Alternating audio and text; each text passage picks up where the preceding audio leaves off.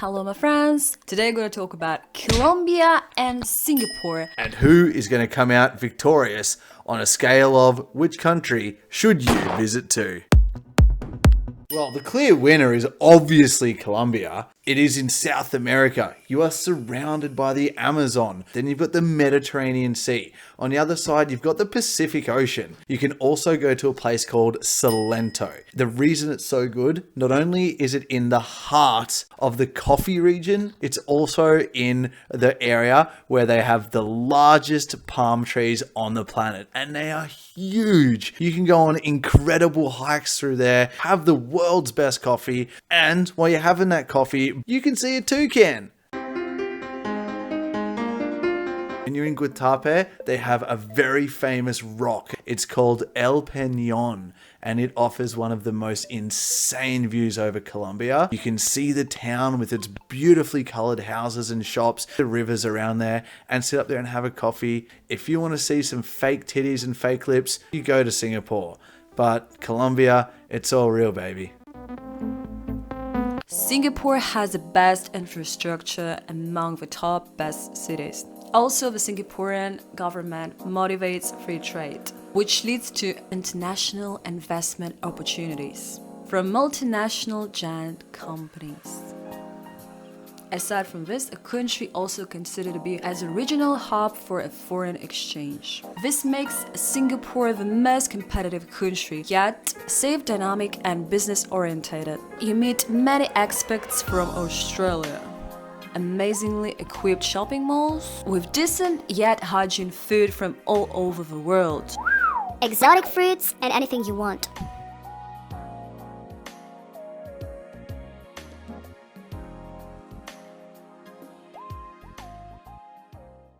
Not only does Colombia absolutely excel with the nature, but the history is something you're not going to find anywhere else on the planet. The history of Colombia does have the settlements of the indigenous people. Machu Picchu Incas. You can walk down the streets of Bogota, Medellin, Cartagena, and even Santa Marta, and you can feel the presence of Pablo Escobar. You're in Colombia, and you feel half of the people absolutely hate him. The destruction and demolition that he caused on that country made it not only the most dangerous country on the planet, but Medellin the most dangerous city on the planet. And you can go to La Comuna 13, the most dangerous street, and it's still a tourist attraction today. So while you've got half of the country that absolutely despise the man, you've got the other half that relish him like a god. He wanted to eliminate poverty. He wanted to bring people out of the slums and give them a life like what he did for himself. And to give you an idea on how bad of a man he was, his number one hitman has confessed to killing over 250 people himself. Not only that, he's admitted to organizing the plane bombing, which killed 110 innocent people. And beyond Pablo Escobar, you've got to remember, you've got the people fighting with the narcos fighting with the government, everyone fighting with the paramilitary. You're not going to find that in Singapore. No way. If you prefer safety and comfort, I suggest you visiting Singapore, one of the most cleanest and safest cities to visit in Asia. Country has very low crime rate, so you can walk alone late home without no fear regardless of gender. It used to be known as a garden city and about to become a city in the garden. So if you like comfort, shopping, safety and nature, Singapore is for you. Also, Singaporeans speak very good English, a part of very small amount of citizens that are illiterate. Toilets, restaurants, shops are everywhere, and most important, very clean and very high standard. Smoking within 15 minutes in any walkway is illegal. Death penalty for drug offenses. To give an idea how big Singapore is, it's about 45 minutes drive from east to west. Taxis are inexpensive and cab drivers are honest. And there's no hidden earth. Apart of English, all taxi drivers speak their own language, which is Tamil, Chinese or Malay. Also, there is no police on the streets, which is place unlike Moscow when you feel intimidated by the presence of police and soldiers. He look at you with great suspicions. Sure, you can go to Singapore, which is like fairly expensive, or you can go to Colombia. Things in South America, not just Colombia, are super cheap. Not to mention the backpacking. Once you've spent 4 to 5 months in Colombia, you can head down to Ecuador, Peru, Venezuela even, if they open up and you want something risky. But the backpacking there is one of the best backpacking scenes on the planet. You've got hostels everywhere, ridiculously cheap prices, the food is cheap, the food is great.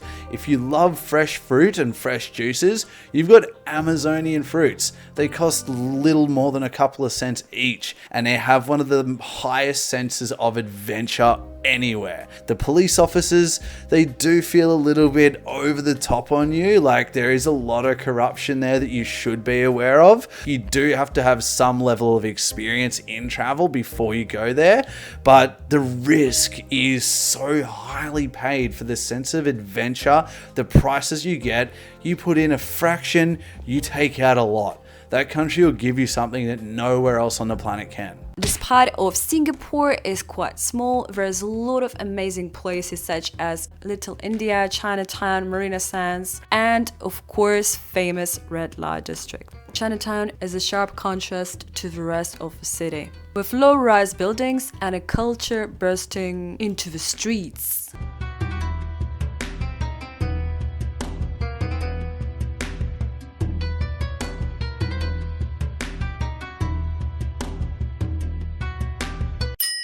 Little India is a city-state, very lively, vibrant and colorful, with narrow little lanes and local community, where you can find absolutely everything, a part of drugs and chewing gum. You'll be surrounded by the plenty of religious sites, such as colorful Hindu and Buddhist temples. And if you are into ladyboys, there is something for you too. There is so-called brothel district located in the city center of Singapore. Prostitution itself is legal, but most prostitution-related activities are criminalized, where in practice, police unofficially monitor and tolerate a limited numbers of brothels. I would suggest visiting Orchard Towers, that is also known as 4 floors of horse, full of massage saloons, dance floors, young Thai girls, ladyboys, and old perverts from Western countries who are coming there for a sex tourism. Probably all Australians, if I'm honest. What about the woman in Colombia? It's like looking at an hourglass figure. Yeah, they have attitude. They do have a bit of that Spanish flair, that pizzazz. They're easy to talk to. They're easy to get along with. You're going to have some sexy, sexy friends, especially if you have money. If you have money, you can have ladyboys in Singapore as well, or Thai girls. But real love, it's hard to find.